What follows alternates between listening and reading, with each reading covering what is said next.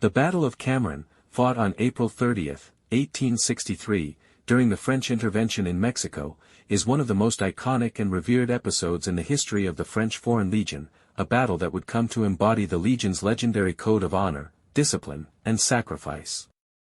At the time, France, under Emperor Napoleon III, had launched a military campaign in Mexico to establish a French-backed monarchy under Archduke Maximilian of Austria. French troops were heavily engaged in fighting local Republican forces loyal to President Benito Juárez. One of the key strategic goals was to break the siege of the city of Puebla, where French troops were cut off and in urgent need of reinforcements and supplies. To support this effort, a supply convoy carrying ammunition, food, and medical aid was scheduled to leave from the port city of Veracruz. In order to protect this vital convoy, a small detachment of the French Foreign Legion was assigned to scout and secure the road ahead. The task was given to Captain Jean Danjou, a battle-hardened officer who had already distinguished himself in Algeria and the Crimean War. He had lost his left hand in combat years earlier and wore a wooden prosthetic hand, a symbol that would later become central to the Legion's mythology. Accompanying him were two lieutenants, Clement Maudet and Jean Villain, along with 62 Legionnaires. Their orders were simple: to clear the road ahead of possible ambushes and ensure that the main convoy could move safely through dangerous territory. However, unbeknownst to them, a force of roughly 2,000 Mexican soldiers, composed of regular army troops, cavalry units, and local militia, had learned of the convoy's movements and had set up a trap to intercept it. As Danjou's men advanced on the morning of April 30, they found themselves suddenly and completely surrounded near the small village of Camarón de Tejeda in the hot, arid plains of Veracruz. Realizing the hopelessness of retreat, Captain Danjou made the fateful decision to take a stand. He led his men to a nearby walled hacienda, a fortified ranch building with thick adobe walls, limited entrances, and some shelter from the merciless sun.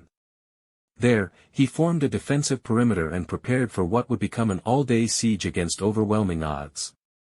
Before the first shots were fired, Danjou gathered his men and asked them to swear an oath, to fight to the death and never surrender, no matter what happened.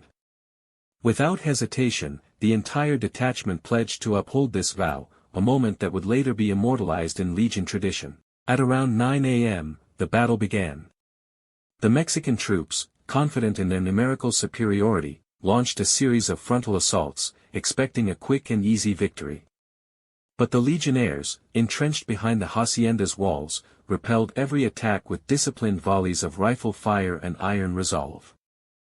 As the sun climbed higher, the temperature soared, reaching nearly 40 degrees Celsius, 104 Fahrenheit. The Legionnaires had no water, no shade, and no reinforcements. Their ammunition began to run low as hour after hour passed and the fighting continued. Captain Danjou was killed by a bullet around midday, struck while personally rallying his men under fire. His death could have broken their spirit, but instead it strengthened it. Leadership passed to Lieutenant Villain, who continued the defense with the same unwavering determination until he too was killed.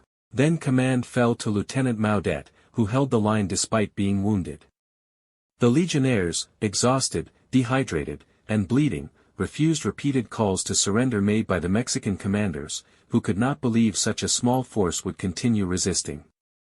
By late afternoon, nearly all of the Legionnaires were either dead or gravely wounded. Of the original 65 men, only a handful remained.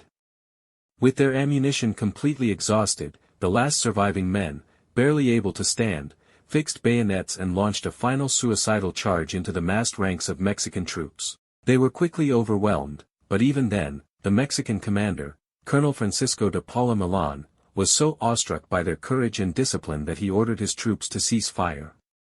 He spared the lives of the last 3 Legionnaires, Corporal Maine and Legionnaires Cateau and Leonard, who were allowed to tend to their wounded and were granted the extraordinary honor of keeping their weapons, a gesture of immense respect in military tradition. Millan reportedly declared, "These are not men, they are devils." Although the battle was technically a Mexican victory, strategically it achieved little. The convoy the Legionnaires were sent to protect managed to escape and reach Puebla, thanks in part to the diversion created by the stand at Camarón. More importantly, the moral and symbolic impact of the battle was enormous. It became a sacred event in the history of the French Foreign Legion, representing the highest ideals of duty, sacrifice, and honor in the face of certain death. Every year on April 30th, the Legion commemorates the Battle of Camarón in a solemn and passionate ceremony. The central relic of this remembrance is Captain Danjou's wooden hand, recovered after the battle and preserved with reverence at the Legion's headquarters in Aubagny, France. It is paraded each year before the assembled Legionnaires, a reminder of the oath taken in the burning Mexican sun and the valor of those who kept it until the very end. The Battle of Camarón is not remembered for strategic brilliance or for its effect on the outcome of the war, but because it epitomizes the Legion's eternal creed, Legio Patria Nostra, the Legion is our fatherland.